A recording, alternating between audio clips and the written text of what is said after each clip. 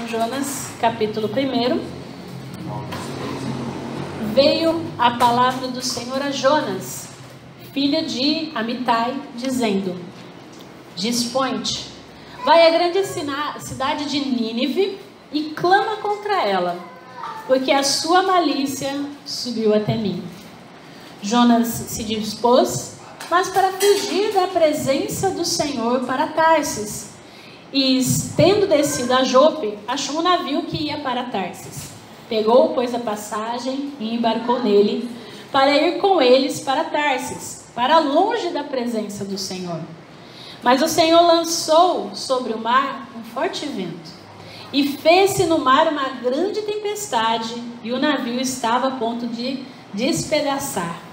Então os marinheiros, cheios de medo, clamavam cada um ao seu Deus, e lançavam ao mar a carga que estava no navio para aliviarem o peso dela. Jonas, porém, havia descido ao porão e se deitado e dormia profundamente. Chegou-se a ele o mestre do navio e lhe disse: Que se passa contigo? Agarrado no sono, levanta-te e invoca o teu Deus. Talvez assim esse Deus se lembre de nós, para que não pereçamos. E diziam uns aos outros: Vinde e lancemos sorte, para que saibamos por causa de quem nos veio este mal. E lançaram sorte, e a sorte caiu sobre Jonas. Então lhe disseram: Declara-nos agora, por causa de quem nos sobreveio este mal? Que ocupação é a tua? De onde vens? Qual a tua terra? E de que povo és tu? Ele lhe respondeu: Sou hebreu e temo ao Senhor, o Deus do céu, que fez o mar e a terra. Então os homens ficaram possuídos de grande temor e lhe disseram: Que é isto que fizeste? Pois sabiam os homens que ele fugia da presença do Senhor, porque Lô havia declarado.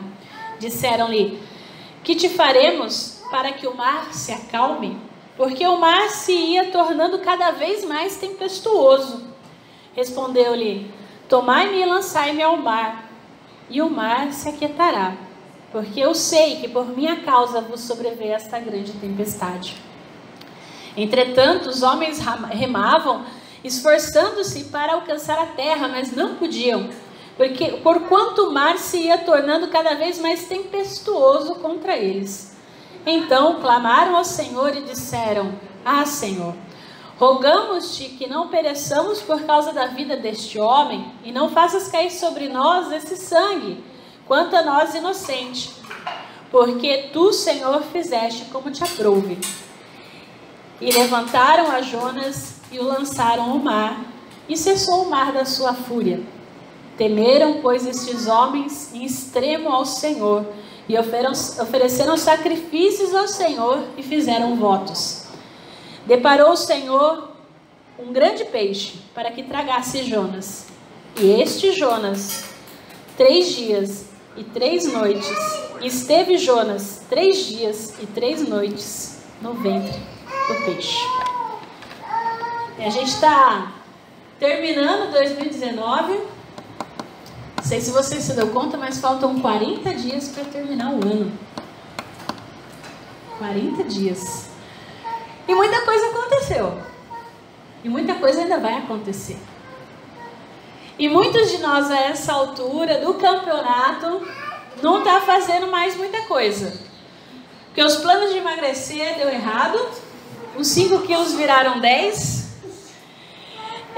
Alguns planos que a gente traçou não saíram de janeiro. Outros até estão progredindo. A gente realizou um pouco, um outro não. O fato é que já está chegando as comemorações de final de ano, está começando aí a preocupação com os presentes, em traçar novos planos para o ano que vem, ou então repetir esses, né? Senhor, tomara que esse ano eu consiga. Apesar de a gente achar que não dá mais tempo, sempre é tempo de reflexão, né? E essa série de novembro, que a gente começa hoje aí nesses próximos 3 domingos, quer fazer a gente pensar um pouquinho sobre isso. Sempre é tempo de recalcular a nossa rota, a qualquer tempo. Não é porque está quase acabando, porque a maioria das coisas talvez não tenha dado certo, é que a gente não pode parar e pensar Dia 1º de janeiro não deve ser, só nesse dia que eu vou sonhar, que eu vou ver. Não, qualquer dia, qualquer tempo. E é pensando justamente nisso que a gente precisa realmente se colocar e pensar qual tem sido o nosso caminho, como tem sido o que a gente tem feito. E a gente vai começar a pensar sobre isso a partir do exemplo de Jonas, que insiste em errar. E às vezes a gente também insiste em errar. Coisas que muitos de nós, inúmeras vezes, repetimos esse ano, sabendo que não deveria ser repetido, mas fizemos. E Jonas, ele é um exemplo clássico de alguém que insiste em errar. Porque se você vê esse livro de Jonas, esse primeiro capítulo, ele tem todo um caráter biográfico, né? Às vezes a gente fica preso na ideia do peixe, de ficar 3 dias dentro do peixe, mas esse é dos detalhes os menores, né? A gente precisa realmente pensar nas circunstâncias em que Jonas, contra a sua vontade, ele é enviado para Nínive, uma cidade fora de Israel, a capital do Império Assírio, o império que na época oprimia o povo de Israel. Então, ele é enviado para outra cidade e ele deveria anunciar para essa cidade que eles tinham 40 dias para se arrepender dos seus pecados. E que se eles não fizessem isso, essa cidade seria destruída. E aí você vê que Jonas decide o quê? Fugir. Eu não vou não. A gente vê, se você vai pensar, contra o Jonas tem um caráter biográfico, didático, aliás, para nós, né? Ele fala de um homem, de um profeta que vivia em uma época, em um lugar distante dos nossos dias, que recebeu uma ordem de Deus e decidiu não obedecer. Não vou. Não vou. Nínive, a cidade que ele seria enviado, era uma cidade pecadora? Sim. Se você parar para pensar, o versículo 2 diz assim: Dispõe-te, vai à grande cidade de Nínive e clama contra ela, porque a sua malícia subiu até mim. Ninguém orou, mas o pecado naquela cidade era tão grande que Deus decidiu fazer alguma coisa. E a gente vê que Jonas, ele sabe da complexidade dessa tarefa. Eu vou lá anunciar a Deus, um Deus que é misericordioso, para alguém que eu quero que morra, sabendo que Deus vai perdoar eles. Não vou. Não vou. E ele sabe também que vão tirar sarro dele. A hora que ele começar a falar, e talvez isso pegue mal, mas se eles se arrependerem vai ser pior. Que é o que a gente sabe que depois acontece. E que deixa Jonas muito revoltado, né? E não é esse o foco da mensagem, mas a gente sabe que ele não quer, mas a gente vai chegar nesse ponto, né? Então o que ele faz? Eu não quero ir. E aí ele inicia uma fuga aí desesperadora. É interessante isso, porque ele se recusa a cumprir o seu chamado. Não vou, não quero. Ao invés de seguir o caminho para o Oriente, que era onde Nínive estava, ele chega no porto e compra uma passagem para o Ocidente. Eu vou no caminho inverso, mas não vou para lá mesmo. O texto é claro, diz que ele vai para Tarse a fim de escapar da presença do Senhor. Não quero, não vou. Só que na embarcação a gente vê que começa uma tempestade, aí o negócio fica complicado, daquelas que nenhum marinheiro experiente tinha visto. Porque a gente tem que pensar que aqueles que estão navegando ali tinham experiência nisso. Eles não iam começar a jogar as coisas no mar simplesmente porque bateu um ventinho. A coisa estava complicada, eles começaram a ficar assim, não, isso não é normal. Aí liberaram o peso, o negócio não funcionava, vão começar a pedir, cada um pede para o seu Deus, vamos ver o que acontece. E nada, o negócio piorando. O navio vai quebrar no meio, já era. Vamos tirar sorte. Não, deve ser por causa de alguém, não é possível. E aí eles tiram sorte e cai justo em quem? em Jonas, que estava lá tranquilão, dormindo no porão, né? Tipo, tô fugindo de Deus, não quero saber disso aí. E aí eles começam a clamar para o Deus de Jonas. É impressionante isso, reconhecendo que ele tem força e poder e pode fazê-los perecer. Está aí no verso 14 a 16. Eles falam, Senhor, rogo-te que não pereçamos por causa da vida desse homem, né? E Deus, como nós sabemos, não deixa os seus projetos inconclusos, né? Ele havia preparado para Jonas uma morada no ventre de um grande peixe, para ele ficar lá 3 dias e 3 noites. Lá Jonas, ele se reencontra com Deus e ele clama por Deus. Para quem estava fugindo da presença, né? Então, no abismo existencial em que ele se encontra, né? Ele pede para Deus. Agora ele clama por Deus. Para quem estava fugindo de Deus, agora ele clama a Deus. E o seu lamento por talvez não voltar a ver o templo do Senhor. E aí a gente sabe que depois, né, se você ver o capítulo 2, a gente vê essa oração de Jonas dentro do ventre do peixe. E Jonas, ele é devolvido para a terra.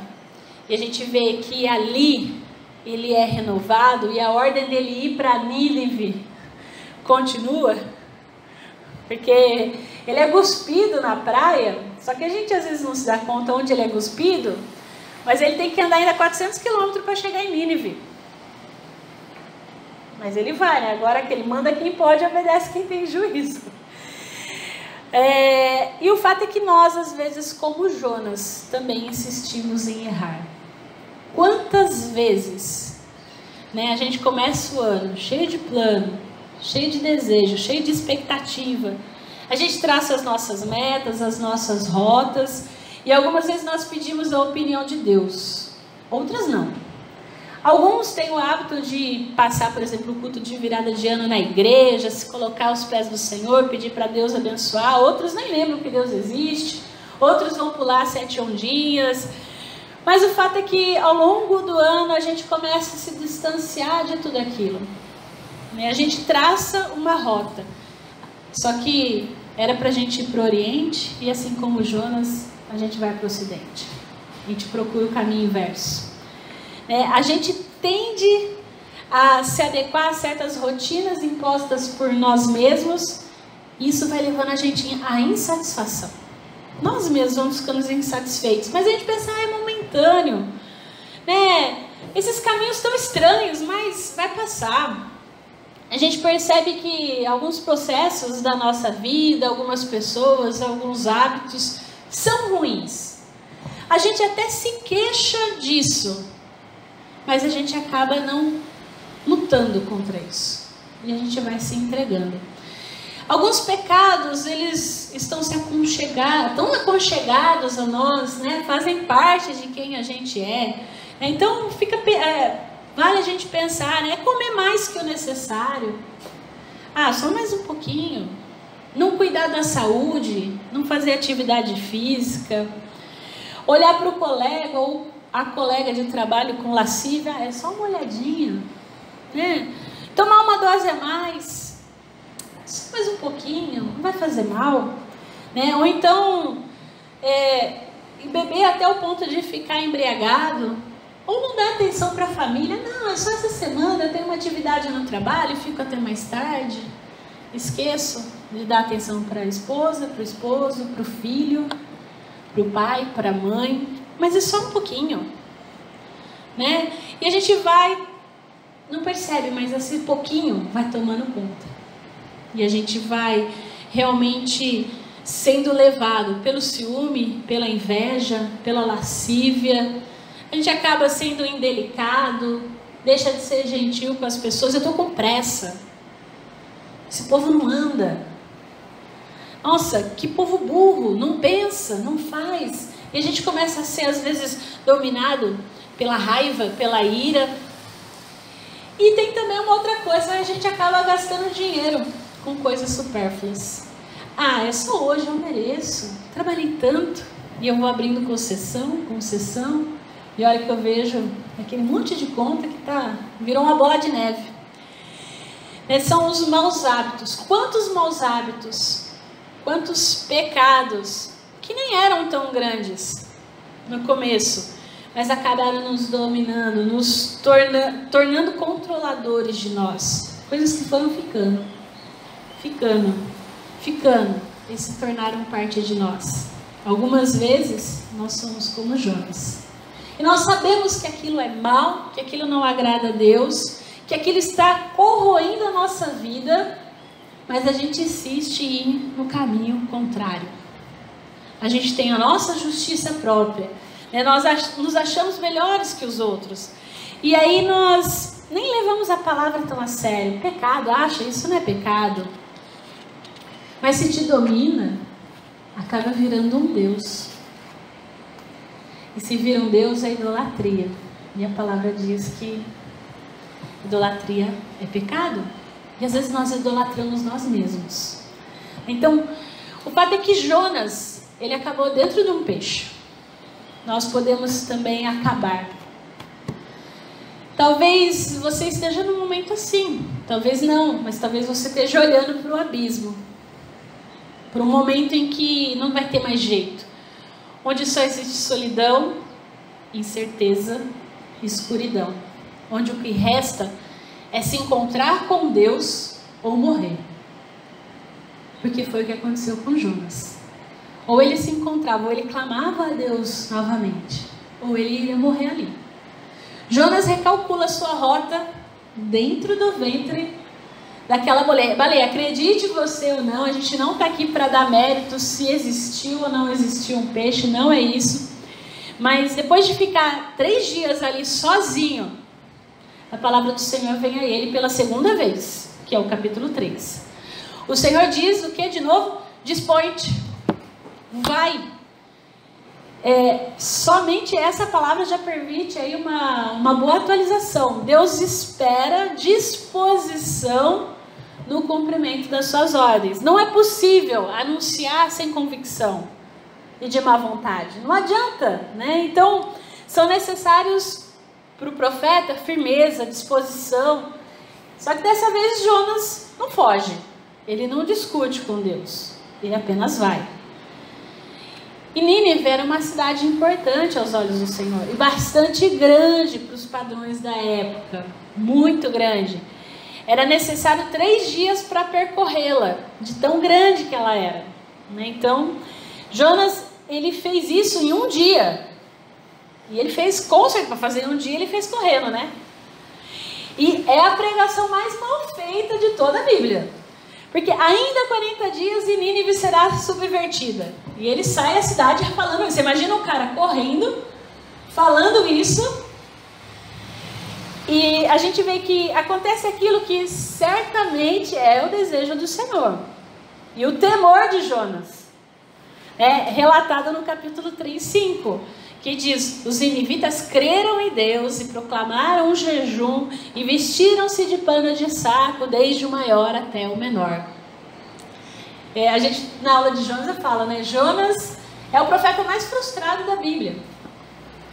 Porque ele prega esperando que ninguém acredite. E a Bíblia diz que um profeta é testificado se aquilo que ele prega acontece. E o que ele prega acontece. Nínive se converte. E ele fica frustrado, porque ele não queria. Mas o importante é a gente ressaltar que o ápice do livro não é Jonas ser engolido por um peixe. Ele ficar 3 dias ali na clausura, né, ter sido devolvido depois de 3 dias. Não é o ápice do livro.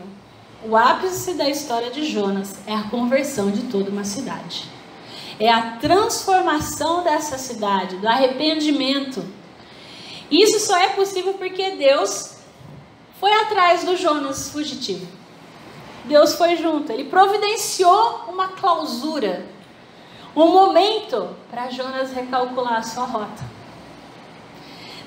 Que no texto aparece caracterizado como a barriga do grande peixe. Esse local afastado do mundo oferece a Jonas tempo para ele repensar no seu relacionamento com Deus, para repensar sobre a sua vida. É na clausura que Jonas clama ao seu Deus. E ele descreve a sua situação de forma angustiante. Ele chama de abismo, de solidão, distante do Senhor e de desolação. Está lá no capítulo 2, do 1 ao 9. Ele reconhece que ele chegou ao fim do poço. O Senhor ouve a solidão de Jonas. E não só ouve, mas ele lhe dá um fim. Né? Deus revela-se livrando Jonas da tristeza, da angústia, da sua solidão. E após livrá-lo, né, Deus retoma o seu plano que havia sido interrompido pela insistência de Jonas em errar, pela sua desobediência. E eu e você, cada um de nós, todos nós seres humanos, nós não estamos imunes de errar, como Jonas errou. Todos nós erramos. Alguns erros são mais fatais que outros, é bem verdade. A nossa família, às vezes alguns erros vão infligir no fim da nossa família, no fim do nosso negócio, no fim do nosso trabalho. Então, algumas vezes a gente insiste em errar. Só que por que a gente insiste em errar? Por que a gente erra? Porque a gente quer errar. Hoje eu vou errar. Não, eu pensei aqui em 10 possibilidades. A gente erra porque geralmente a gente quer acertar. Não é? Você não, propositalmente a gente não... eu vou errar. A gente erra, às vezes a gente erra porque a gente quer, mas é muito difícil, é raro. Né? Às vezes algumas pessoas erram propositalmente para prejudicar outras. Acontece? Acontece. Infelizmente.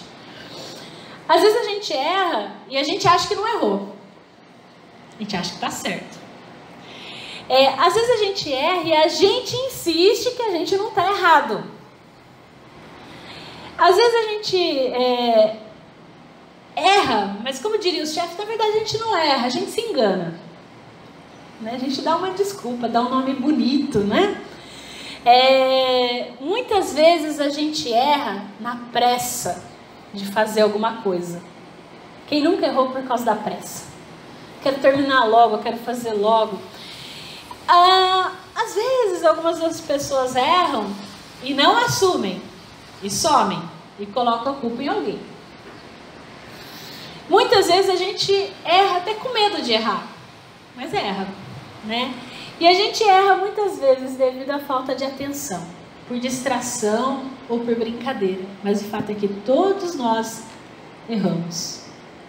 Né? Nós, infelizmente, dispomos disso.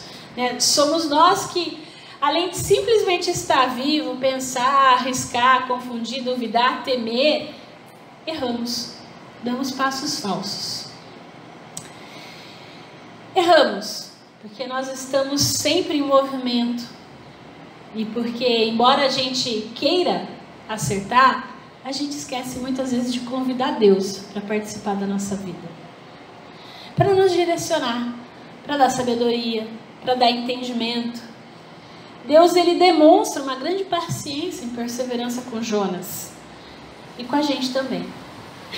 Ele demonstra de forma muito concreta que ele deseja o nosso auxílio para concretizar a sua intenção salvífica em toda a humanidade. Deus convida Jonas, ele poderia chamar outra pessoa, mas convida o teimoso para ir lá pregar e salvar aquela cidade. Ele mostra claramente que a salvação não pertence somente a um povo. Podia Jonas ficar em Israel, mas não, vai lá pregar para os assírios, o império que está dominando vocês. Deus, o Criador dos céus e da terra, das terras e mares, não faz distinção entre um e outro ser humano. O seu amor é universal. E quantas vezes, como Jonas, nós fugimos da presença do Senhor? Nós evitamos, nós nos isolamos do convívio da comunidade e muitas vezes nós produzimos para nós mesmos grande solidão, grande angústia e até falta de sentido da vida no nosso trabalho e na nossa família, porque nós estamos fugindo de Deus. Né? Nós fugimos das tarefas que Deus coloca para nós fazermos. Assim como Jonas, nós acabamos, por conta dos nossos erros, na clausura, dentro do ventre de um peixe. Mas a gente sabe que um lugar inóspito, assim, não é um lugar para se viver. O fundo do poço não é um lugar para se viver. O ventre de um peixe, sozinho, não é um lugar para se viver. Que a gente possa ter consciência, quando a gente chegar no nosso limite, quando a gente achar que não dá mais, Deus nos dá a capacidade de recalcular a rota. De pensar novamente na vida, né? Recalcular a rota é se arrepender do que está errado. É olhar, é pedir direção. É repensar no que não está funcionando na sua vida. Talvez você não consiga fazer isso sozinho. Talvez você precise de ajuda. Jonas orou a Deus. E Deus fez o peixe cuspir ele. Talvez você precise de outras pessoas para elas te mostrarem onde você está errado, para que você possa, vou usar esse termo, ser cuspido para a vida, para que você desperte, para que você acorde, para que você se dê conta dos maus hábitos que estão te fazendo mal.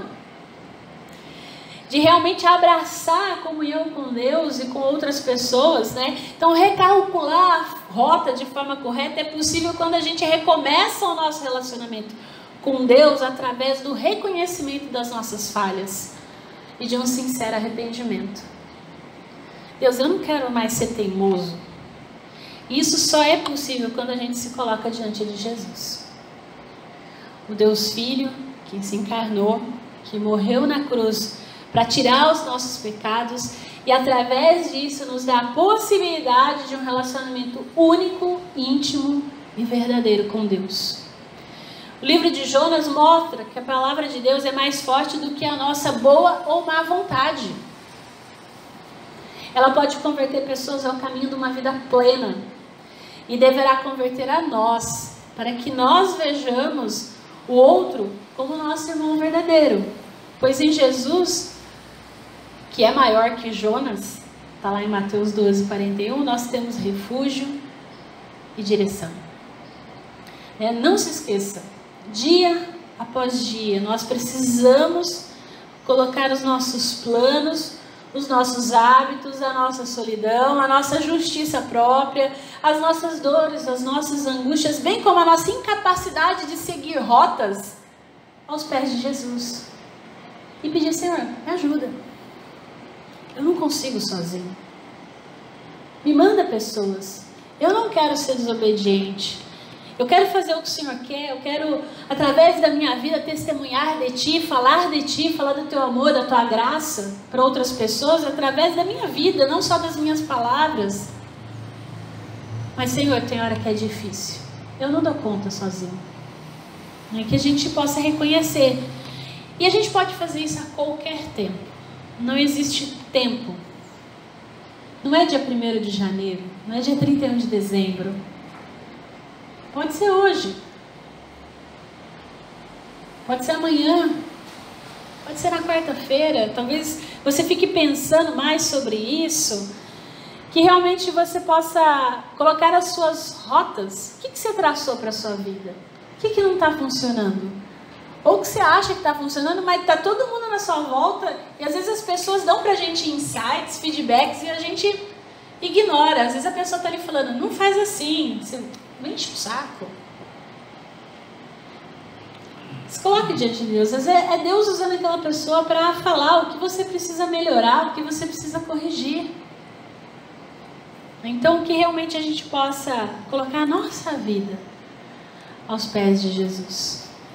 Realmente nos deixarmos sermos usados para que a gente possa amar as pessoas. No final, Deus deixa uma pergunta para Jonas, e eu acho maravilhoso isso, porque Jonas ele fica descontente. Ele é um profeta frustrado. A profecia dele se cumpre. E ele fica triste por causa disso. E Deus fala com ele, e Deus trata dele.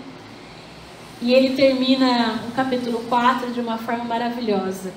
E não hei eu de ter compaixão da grande cidade de Nínive, em que há mais de 120 mil pessoas que não sabem discernir entre a mão direita e a mão esquerda, e também muitos animais, talvez a gente fique com dificuldade de discernir a mão direita e a esquerda. Eu devo virar para a esquerda ou para a direita na rota da minha vida? O que eu devo fazer? Deus é misericordioso. Ele preparou Jesus para que nós pudéssemos realmente sermos abraçados. Deus teve compaixão dessa cidade pecadora e tem compaixão de nós. E nos convida a recalcularmos a nossa rota aos pés da cruz.